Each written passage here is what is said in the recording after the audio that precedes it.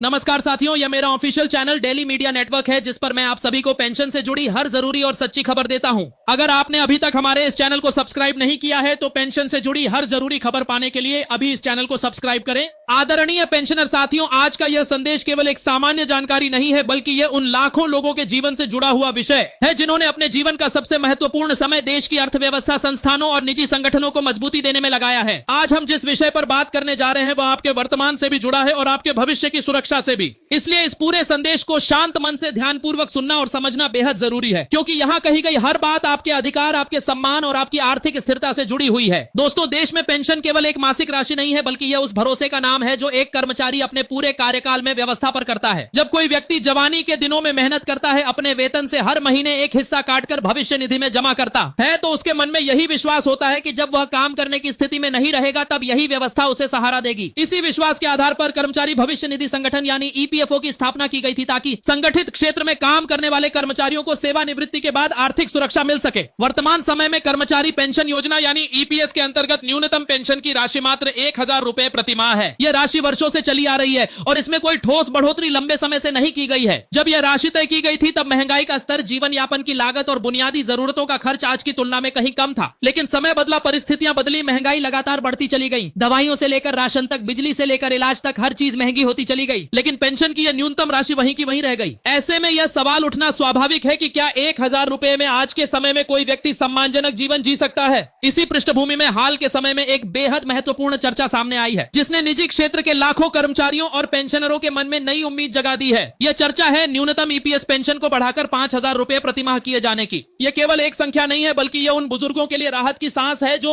अपनी दवाइयों, किराए, बिजली के बिल और रोजमर्रा की जरूरतों के लिए संघर्ष कर रहे हैं। यदि यह प्रस्ताव लागू होता है तो इसका सीधा लाभ उन सभी पेंशन धारकों को मिलेगा जिन्होंने ईपीएफओ के अंतर्गत कम से कम 10 वर्ष की सेवा पूरी की है और जो वर्तमान में न्यूनतम पेंशन पर निर्भर हैं। 5000 रुपए की मासिक पेंशन से उनकी आर्थिक स्थिति में एक ठोस सुधार आ सकता है। यह राशि भले ही बहुत बड़ी ना लगे लेकिन मौजूदा 1000 रुपए की तुलना में यह 5 गुना अधिक है। इससे न केवल दैनिक खर्चों को पूरा करना थोड़ा आसान होगा बल्कि यह बुजुर्गों को आत्मसम्मान के साथ जीने में भी मदद करेगी। वे किसी के सामने हाथ फैलाने को मजबूर नहीं होंगे और अपनी बुनियादी जरूरतें स्वयं पूरी कर सकेंगे। यह बदलाव सामाजिक सुरक्षा के क्षेत्र में एक बड़ा कदम माना जा सकता है। हालांकि यहाँ यह समझना भी उतना ही जरूरी है कि अभी तक इस प्रस्ताव पर सरकार की ओर से कोई आधिकारिक घोषणा नहीं की गई है। यह विषय चर्चा और विचार के स्तर पर है। विभिन्न संगठनों, पेंशनर यूनियनों और सामाजिक मंचों पर इसे लेकर आवाज उठाई जा रही है। संभावना जताई जा रही है कि आने वाले बजट सत्रों या सामाजिक सुरक्षा सुधारों से जुड़ी बैठकों में इस मुद्दे पर कोई ठोस निर्णय लिया जा सकता है। सरकार का फोकस केवल पेंशन राशि बढ़ाने तक सीमित नहीं है बल्कि ईपीएफओ की पूरी प्रणाली को अधिक पारदर्शी, डिजिटल और सरल बनाने पर भी है ताकि पेंशन वितरण, पीएफ निकासी और वरिष्ठ नागरिकों से जुड़ी अन्य प्रक्रियाएं बिना किसी परेशानी के पूरी हो सके। इसी क्रम में सभी ईपीएफओ सदस्यों और पेंशन धारकों को यह सलाह दी जाती है कि वे अपने सेवा रिकॉर्ड, वेतन विवरण और योगदान से जुड़े सभी दस्तावेज सही और अपडेट रखें। कई बार देखा गया है कि रिकॉर्ड में छोटी छोटी त्रुटियों के कारण भविष्य में पेंशन से जुड़ी समस्याएं खड़ी हो जाती हैं। इसलिए समय रहते इन त्रुटियों को ठीक करवाना बेहद जरूरी है। साथ ही केवल आधिकारिक सूचनाओं पर ही भरोसा करें। सोशल मीडिया या अनधिकृत स्रोतों से फैलने वाली अफवाहों से बचें। अब अगर हम दूसरी बड़ी और ऐतिहासिक खबर की बात करें तो वह है सुप्रीम कोर्ट का हालिया निर्णय जिसने ईपीएस 90(5) के अंतर्गत पेंशन प्राप्त कर रहे लाखों लोगों को एक नई कानूनी और नैतिक मजबूती प्रदान की है। यह मामला लंबे समय से पेंशन की गणना, नियमों की व्याख्या और कर्मचारियों के अधिकारों को लेकर चला आ रहा था। अलग अलग समय पर रिटायर हुए कर्मचारियों के लिए अलग अलग नियम लागू किए जाने से असमानता की स्थिति बन गई थी जिससे कई पेंशन धारक खुद को ठगा हुआ महसूस कर रहे थे। सुप्रीम कोर्ट ने अपने फैसले में बहुत स्पष्ट शब्दों में कहा है कि पेंशन कोई दया या उपहार नहीं है बल्कि यह कर्मचारी का कानूनी और नैतिक अधिकार है। यह टिप्पणी अपने आप में बहुत गहरी है क्योंकि यह उस सोच को बदलती है जिसमें पेंशन को सरकार या संस्था की कृपा के रूप में देखा जाता था। अदालत ने यह भी कहा कि पेंशन केवल मासिक आय का साधन नहीं है बल्कि यह कर्मचारी की वर्षों की सेवा, उसके योगदान और उसके सम्मान का प्रतीक है। यह फैसला न केवल वर्तमान पेंशन धारकों के लिए बल्कि भविष्य में रिटायर होने वाले कर्मचारियों के लिए भी एक मजबूत आधार तैयार करता है। इस निर्णय के बाद ईपीएस 90(5) के तहत पेंशन संरचना में संभावित बदलावों की चर्चा तेज हो गई है। विशेषज्ञों का मानना है कि भविष्य में पेंशन बढ़ोतरी यदि होती है तो वह सभी के लिए समान नहीं होगी बल्कि सेवा अवधि और योगदान के आधार पर अलग अलग हो सकती है। जिन कर्मचारियों ने 20 से 25 या उससे अधिक वर्षों तक सेवा दी है उन्हें अपेक्षाकृत अधिक लाभ मिलने की संभावना है, जबकि कम सेवा अवधि वालों को भी न्यूनतम स्तर पर उचित बढ़ोतरी मिल सकती है। इसका उद्देश्य पेंशन प्रणाली को संतुलित और न्याय संगत बनाना है ताकि लंबे समय तक योगदान देने वालों के साथ न्याय हो सके। उच्च पेंशन के विकल्प को चुनने वाले कर्मचारियों के लिए भी यह फैसला बेहद महत्वपूर्ण है। उच्च पेंशन की गणना आमतौर पर अंतिम वेतन के आधार पर की जाती है। सुप्रीम कोर्ट के निर्देशों के बाद अब यह उम्मीद की जा रही है कि ऐसे मामलों की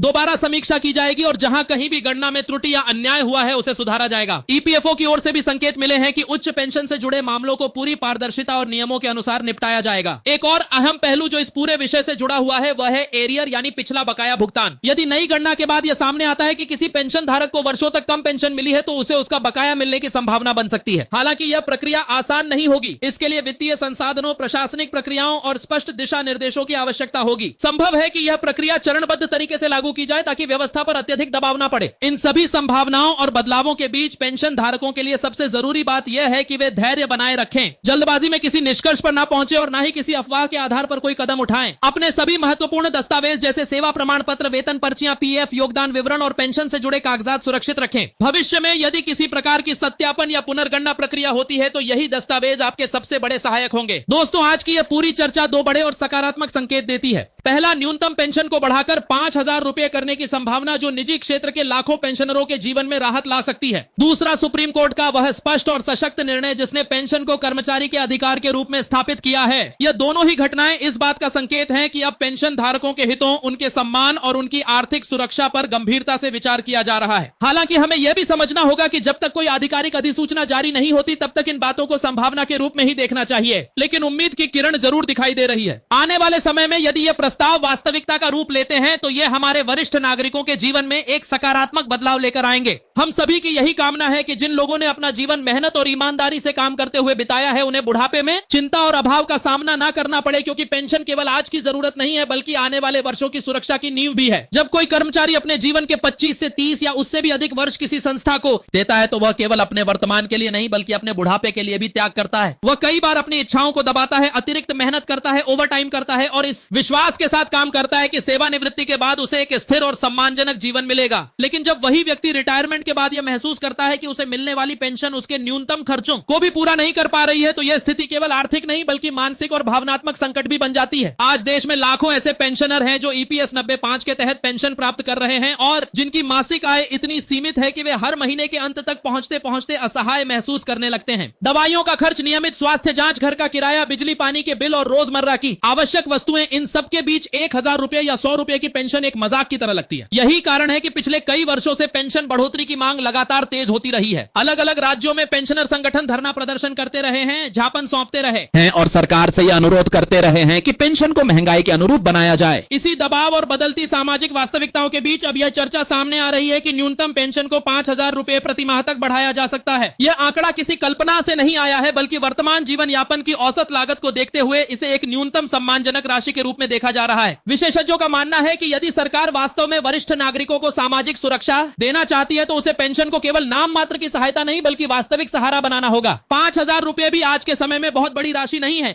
लेकिन यह कम से कम बुजुर्गों को बुनियादी जरूरतों के लिए दूसरों पर निर्भर होने से बचा सकती है। यहाँ यह भी समझना जरूरी है कि ईपीएफओ केवल पेंशन देने वाली संस्था नहीं है बल्कि यह करोड़ों कर्मचारियों के भविष्य निधि का प्रबंधन करती है। कर्मचारी के वेतन से हर महीने काटा गया योगदान, नियोक्ता का अंशदान, उस पर मिलने वाला ब्याज, यह सब मिलकर एक बड़ी पूंजी बनाता है। इसी पूंजी के सही और न्याय संगत उपयोग से ही पेंशन व्यवस्था मजबूत हो सकती है। लंबे समय से यह सवाल उठता रहा है कि जब ईपीएफओ के पास हजारों करोड़ रुपए का कोष है तो फिर न्यूनतम पेंशन इतनी कम क्यों है? इस सवाल का जवाब अब नीतिगत स्तर पर खोजे जाने की जरूरत है। सरकार की ओर से यह संकेत भी मिले हैं कि आने वाले समय में सामाजिक सुरक्षा से जुड़े सुधारों पर विशेष ध्यान दिया जाएगा। इसमें न केवल पेंशन राशि बल्कि पेंशन वितरण की प्रक्रिया, शिकायत निवारण प्रणाली और डिजिटल सुविधाओं को भी बेहतर बनाने की योजना है। आज भी कई पेंशनर ऐसे हैं जिन्हें समय पर पेंशन नहीं मिलती या जिनके खाते में तकनीकी कारणों से भुगतान अटक जाता है। बुजुर्ग अवस्था में बार बार दफ्तरों के चक्कर लगाना उनके लिए बेहद कठिन हो जाता है। इसलिए यदि पेंशन व्यवस्था को वास्तव में मानवीय बनाना है तो इन सभी पहलुओं पर एक साथ काम करना होगा। अब अगर हम सुप्रीम कोर्ट के फैसले के प्रभाव को और विस्तार से देखें तो यह केवल एक कानूनी आदेश नहीं है बल्कि यह एक सोच में बदलाव का संकेत है। जब सर्वोच्च न्यायालय यह कहता है कि पेंशन कर्मचारी का अधिकार है तो इसका अर्थ है कि अब किसी भी नीति या नियम को बनाते समय कर्मचारियों के हितों को केंद्र में रखना होगा।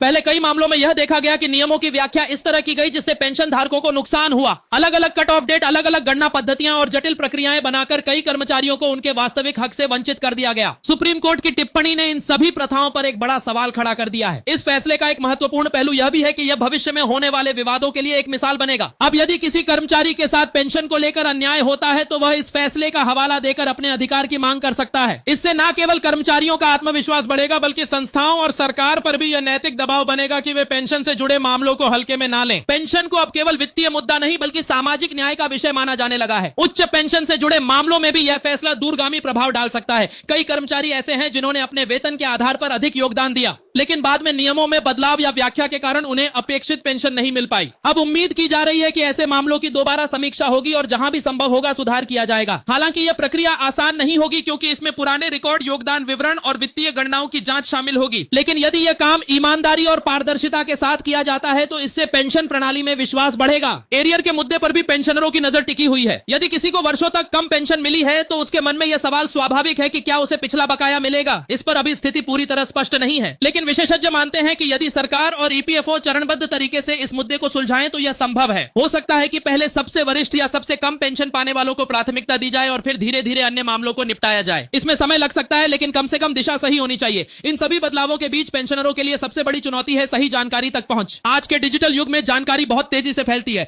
लेकिन हर जानकारी सही हो यह जरूरी नहीं। कई बार सोशल मीडिया पर ऐसी खबरें वायरल हो जाती हैं जो आधी अधूरी या पूरी तरह गलत होती हैं। इससे पेंशनरों के मन में भ्रम और अनावश्यक उम्मीदें पैदा हो जाती हैं। इसीलिए यह बेहद जरूरी है कि केवल आधिकारिक घोषणाओं, सरकारी वेबसाइटों और विश्वसनीय स्रोतों पर ही भरोसा किया जाए। किसी भी खबर को बिना पुष्टि के आगे साझा करने से बचना चाहिए। अपने स्तर पर पेंशन धारकों को भी सजग रहने की जरूरत है। अपने सभी दस्तावेज व्यवस्थित रखें, समय समय पर अपने खाते की स्थिति जांचते रहें और यदि कहीं कोई गड़बड़ी नजर आए तो उसे नजरअंदाज न करें। आज ईपीएफओ ने कई डिजिटल सुविधाएं शुरू की हैं, जिनके माध्यम से आप अपने रिकॉर्ड ऑनलाइन देख सकते हैं और शिकायत दर्ज कर सकते हैं। यदि किसी कारणवश डिजिटल माध्यम का उपयोग करना कठिन हो तो परिवार के किसी सदस्य की मदद ली जा सकती है। सबसे जरूरी बात यह है कि अपने अधिकारों के प्रति जागरूक रहें। समाज के रूप में भी हमें यह समझना होगा कि पेंशनरों का सम्मान केवल सरकार की जिम्मेदारी नहीं है बल्कि यह हम सभी का कर्तव्य है। यह वही लोग हैं जिन्होंने देश के विकास में अपना योगदान दिया है। आज यदि वे कमजोर स्थिति में हैं तो उन्हें सहारा देना हमारा नैतिक दायित्व है। पेंशन में बढ़ोतरी केवल आर्थिक मदद नहीं है बल्कि यह एक संदेश है कि समाज अपने वरिष्ठ नागरिकों को भूलता नहीं है। इस पूरे विषय को देखते हुए यह साफ होता जा रहा है कि आने वाले समय में पेंशन व्यवस्था में कुछ न कुछ बदलाव जरूर होंगे, चाहे वह न्यूनतम पेंशन की बढ़ोतरी हो, गणना पद्धति में सुधार हो या वितरण प्रणाली को सरल बनाना हो। हर कदम का उद्देश्य पेंशनरों के जीवन को बेहतर बनाना होना चाहिए। हालांकि रास्ता लंबा है और चुनौतियां भी कम नहीं है, लेकिन शुरुआत हो चुकी है और यही सबसे बड़ी बात है। हम सभी को यह उम्मीद रखनी चाहिए कि जिन प्रस्तावों पर आज चर्चा हो रही है वे जल्द ही ठोस निर्णयों में बदलेंगे। जब न्यूनतम पेंशन बढ़ेगी, जब पेंशन को अधिकार के रूप में पूरी तरह स्वीकार किया जाएगा, तब वास्तव में उन लाखों बुजुर्गों के चेहरे पर सुकून और संतोष दिखाई देगा जिन्होंने अपने जीवन का बड़ा हिस्सा मेहनत में बिताया है। यही एक न्यायपूर्ण और संवेदनशील समाज की पहचान होती है। इसी विश्वास और उम्मीद के साथ यह जरूरी है कि हम एक दूसरे को सही जानकारी दें, एक दूसरे का मनोबल बढ़ाएं और धैर्य बनाए रखें। बदलाव रातों रात नहीं होते, लेकिन जब आवाजें एकजुट होती हैं, जब मुद्दे लगातार उठाए जाते हैं और जब न्याय की बात मजबूती से रखी जाती है तो देर सवेरे परिणाम जरूर आता है। यही संदेश आज इस पूरे विषय के माध्यम से सामने आता है और यही संदेश आगे भी हमें प्रेरित करता रहेगा।